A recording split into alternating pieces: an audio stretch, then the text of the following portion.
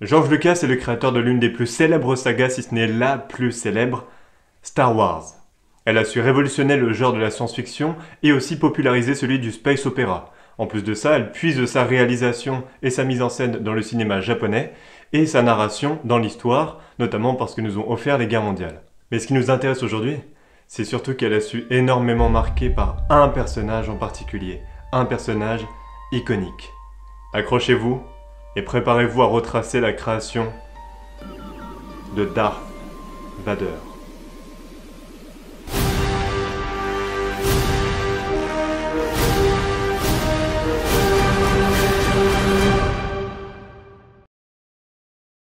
A l'origine, en 1973, George Lucas écrit un script de 2 pages qui s'appelle Journal of the Whills. Ce script il a été remodelé en un script de 14 pages qui s'appelle The Star Wars. Et ce script, The Star Wars, il décrivait un personnage qui s'appelait Général Vader. Encore une fois, il y a eu des réécritures et ce Général Vader a été changé en Darth Vader, qui était décrit comme un grand personnage à l'air sombre. Et là on peut se demander pourquoi Vader. Et bien pour ça, il y a 2 réponses. La première, c'était que George Lucas ne s'entendait pas bien avec son papa. Et que phonétiquement, Darth Vader, ça sonnait avec Dark Father, qui veut dire sombre père.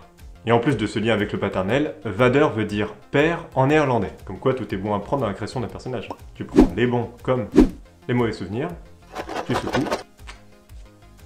Et ça te fait un personnage iconique, mon pote.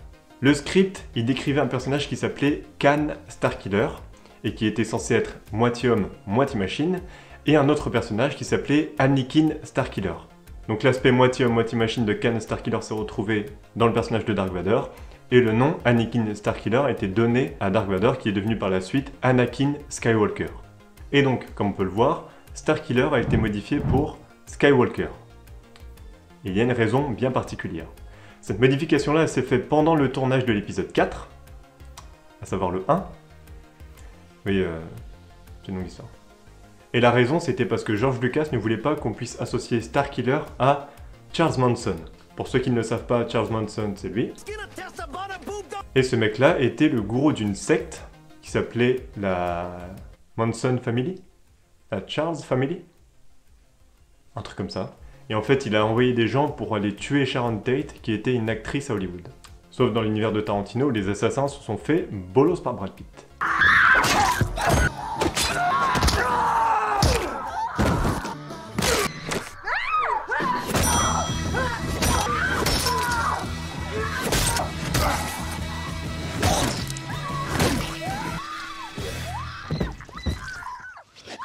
Et donc, Starkiller, qui veut dire tueur de stars, aurait pu avoir une connotation très négative. Il a alors choisi de le remodeler en Skywalker, et donc Mark Hamill, l'acteur qui joue Luke Skywalker, le personnage principal, a dû rejouer la scène où il a révélé son identité à la princesse Leia. Mais reprenons la création de l'esthétique du personnage. Donc, Jojo, le réalisateur, voulait que des personnages Sith soient la garde rapprochée de l'empereur, au même titre que la Schutzrassel l'était pour le Führer. Encore une fois, au fil des réécritures, ces Sith ont été condensés en un seul pour devenir Darth Vader, qui était décrit comme mesurant 2 mètres et étant très sombre et très noir. Et Lucas, il avait donné comme ligne directrice qui devait représenter une figure malveillante qui avait une cape et une armure de samouraï. Donc dans le script original, il était prévu que le personnage porte un masque pour voyager dans l'espace, ce à quoi Ralph McQuarrie, l'illustrateur, a proposé qu'il devait porter une combinaison spatiale et aussi qu'il devait avoir un masque de respiration. Et d'ailleurs, Lucas, il a tellement adoré le résultat que lui a proposé Ralph McQuarrie qu'il a décidé que ce mec-là, il allait porter son casque tout le temps.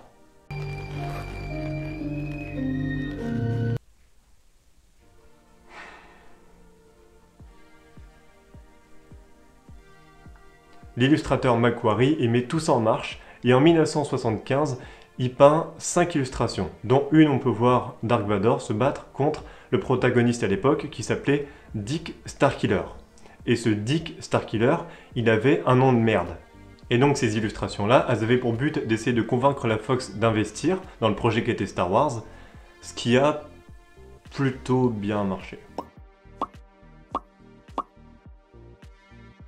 Et à partir de là, le costumier John Mollo y conçoit en 1976 un costume qui était un mélange de tenue de clerc, avec une combinaison de moto, des inspirations de casques militaires allemands, une petite touche de masque à gaz, et des casques de samouraï qui s'appellent des kabuto. Et le John Mollo, il avait un budget de 1173 $ pour réaliser l'armure de ce fucking personnage qui a marqué la pop culture. 1173 $. Et petite chose à savoir, la veste d'Han Solo coûte aujourd'hui 200 000 $. Et quand tu sais ça, je peux te dire...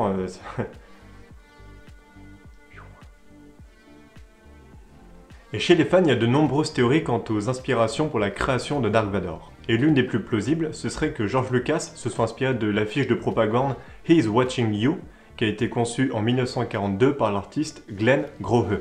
Et dans cette illustration-là, on peut voir la silhouette d'un soldat nazi qui est tout en noir et qui reprendrait celle de Vador. Le design du personnage est concrétisé. Il nous faut maintenant lui donner vie. Mais pour vivre, il faut respirer. Sinon, c'est galère. Sauf que Dark Vador, c'est pas un personnage comme tout le monde. C'est une boîte de conserve géante de 2 mètres, mon pote. Et donc, il faut lui donner une respiration significative d'une boîte de conserve géante de 2 mètres. Et ça, c'est une tâche pour Ben Burtt, le spécialiste des sons.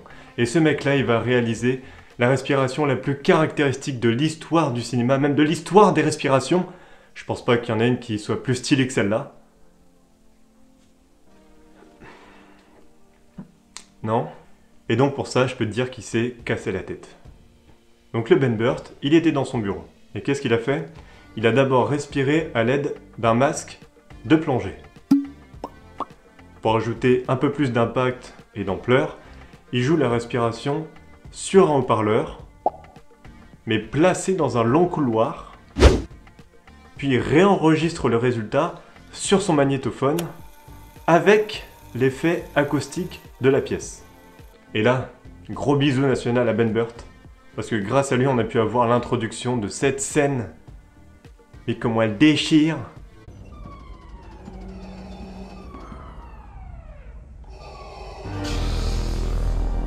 C'est bon, notre bonhomme respire. Mais la respiration, elle vient pas de nulle part. Elle vient d'un nez, d'une bouche, un système de respiration, un peu de téflon pour certains et quelques branchements électroniques, sinon c'est trop facile, la vie dans l'espace. En bref, il nous faut un acteur. Et un acteur qui va jouer un personnage de 2 mètres qui est mi-inspiration nazie, mi-inspiration samouraï.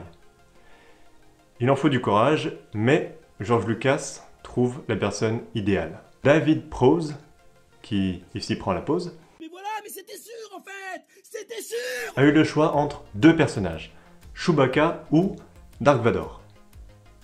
Je te le refais. Ton chien ou ton aspirateur. Et le David, il se dit que les vilains sont plus iconiques que les héros. Il choisit alors cette deuxième option, sauf qu'il ne savait pas qu'on ne verrait pas son visage.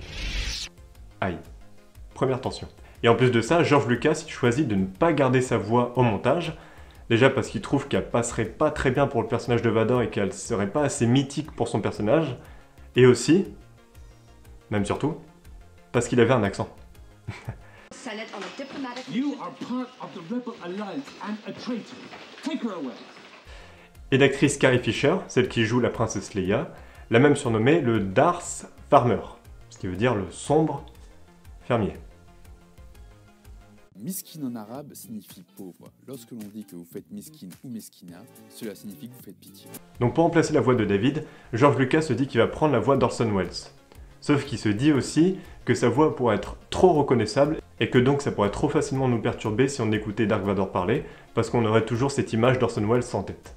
Et donc à la place de la voix de Monsieur Prowse, George Lucas il a choisi celle de James Earl Jones. Avec le nom déjà il déchire. Et donc tout ça, ça crée une tension entre la production et le réalisateur d'une part, et l'acteur d'une autre part. Mais quand on écoute le résultat final, on peut qu'être satisfait du choix, parce que la voix de James Earl Jones, elle reste quand même super iconique. I'm a member of the Imperial Senate on a diplomatic mission to all... Oh, mais tu t'es vu, espèce de pétasse avec tes pains en raisin sur les oreilles? Bon allez, virez-moi ça. Et voilà, notre méchant est né. Dark Vador a marqué les esprits et les âges. Il les a marqués à tel point qu'il est généralement présent en haut du panier sur tous ces classements qui concernent les plus grands méchants de l'histoire du cinéma, et même parfois les plus grands méchants de toutes les œuvres confondues. Et à la sortie de l'épisode 4, les critiques étaient unanimes. Dark Vador était un putain de personnage. Il a tellement été adoré, alors qu'en soi on le voit que 12 minutes dans le film, que George Lucas a décidé de se concentrer un peu plus dessus pour l'épisode suivant, et aussi il a décidé de se concentrer sur sa relation entre Dark Vador et Luke Skywalker, le personnage principal, pour nous sortir l'une des phrases les plus mythiques de l'histoire du cinéma, si ce n'est la plus mythique. Il a dit que vous l'avez tué. Non, je suis ton père. Et le personnage, dont il était même prévu qu'il meure à la fin de l'épisode 4, a tellement marqué la pop culture qu'il y a même une gargouille qui a son visage dans une cathédrale à Washington. Et en fait, c'était un projet étudiant qui ont choisi son visage parce qu'ils ont désigné qu'il représentait au plus le mal. Et quand on sait que George Lucas l'a écrit comme ça, comme un personnage qui devait être une représentation du mal, et être un antagoniste très manichéen, donc à savoir vraiment être la représentation de la mort, et bah c'est un pari réussi pour Monsieur Lucas. Et wesh. Cette vidéo se conclut en achevant cette trilogie de vidéos sur l'origine des 3 grands méchants du cinéma. Je trouvais ça très intéressant de voir ces 3 personnages-là, qui, de prime abord, n'ont pas forcément des liens en commun, mais dont le schéma de création est généralement le même. Et d'ailleurs, quand on regarde de plus près, ces personnages-là, notamment Vador et Voldemort, sont pas si différents que ça. Les deux cherchent à appliquer un régime totalitaire et contrôler un peuple tout en étant une inspiration du régime nazi. En plus de ça, ce sont de grandes figures vêtues de noir, qui ont des inspirations d'un crâne, et leur visage, il est blanc et aussi meurtri. Et puis t'as David Jones qui ressemble à un poulpe. Mais des méchants, il y en a plein. Il y en a dans tous les médias, tous les supports, et ils ne demandent qu'à être traités par ma petite patte. Mais en plus des méchants, il y a aussi des héros, parce qu'il n'y a pas que eux qui se sont inspirés de l'histoire et de la culture pour essayer de créer les personnages. C'est un peu le même schéma pour beaucoup de personnages qui sont très populaires, même certains qui sont un peu moins populaires. C'est pour ça que j'attends vos recommandations, comme ça je pourrai traiter les personnages que vous voulez, et moi ça me fera des sujets de vidéos. On se retrouve dimanche prochain pour une prochaine vidéo, qui sera sur un sujet différent, ou pas, ça dépend de mon envie d'ici là. Et en attendant, on se dit à très vite. C'est ciao. Clap!